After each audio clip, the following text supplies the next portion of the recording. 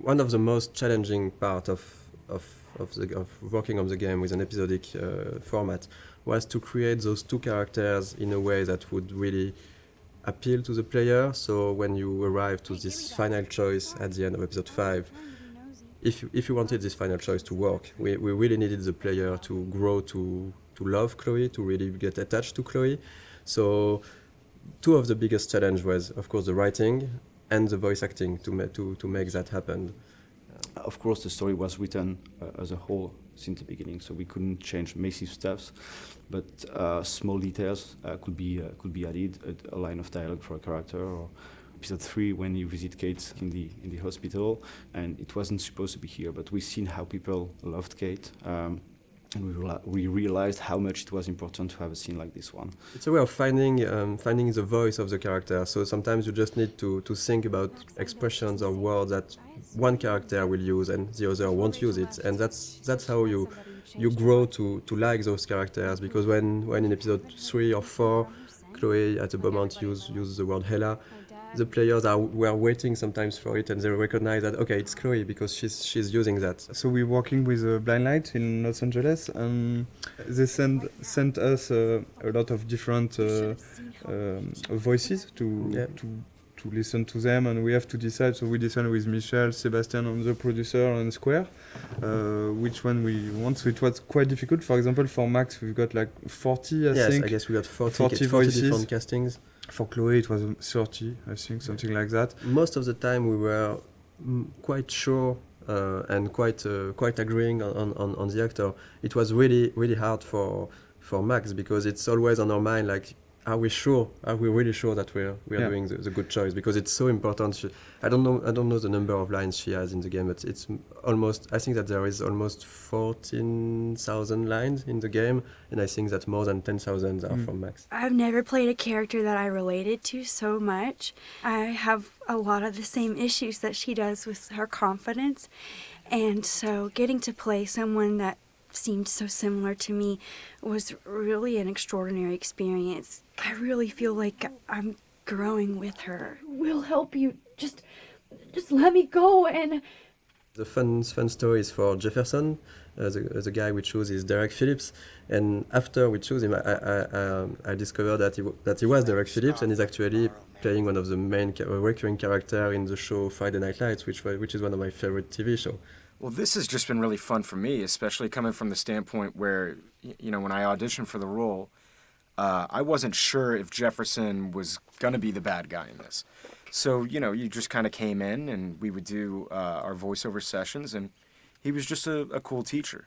So it was kind of neat to find out about this twist. I mean, I'd kind of heard that might happen, but I didn't know for sure if it would. So it was really, really fun to play with that.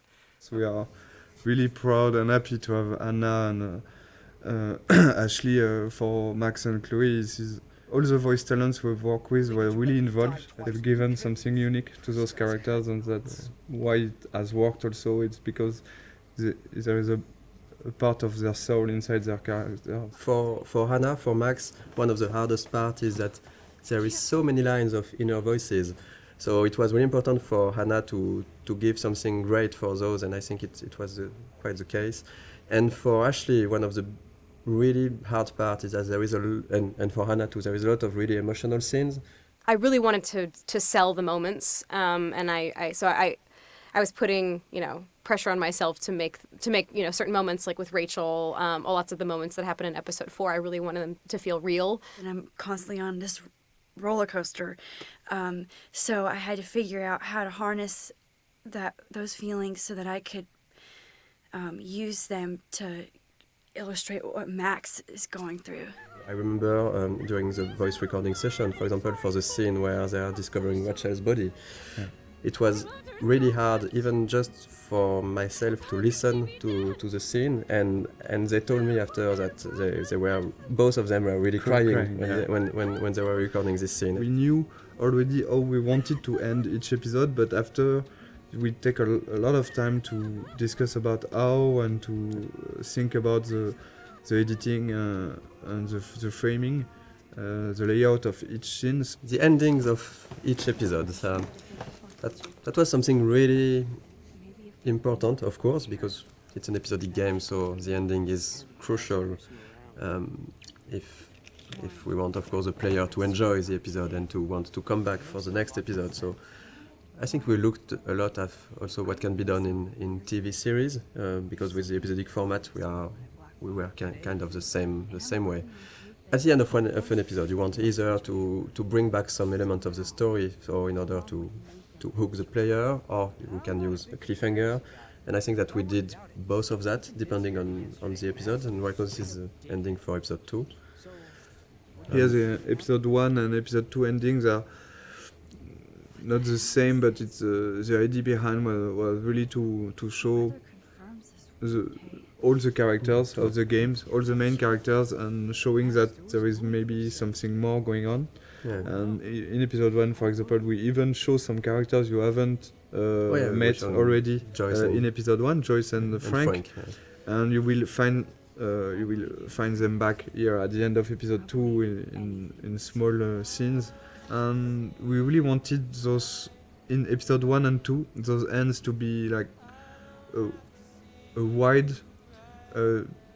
description of all the characters and all what's going on, and also showing other aspects of each character. For example, seeing David on the with his head on the shoulder of Joyce, seeing Victoria and Nathan in Victoria's room, seeing the principal and Jefferson arguing. This is kind of small hints that maybe will push the player to want to see more. Because this is basically the only moments where we are seeing those characters when Max is not seeing them. Exactly. And so we can just bring a bit more. We are not telling too much. We are just bringing a bit more on those characters, a bit of sort of mystery.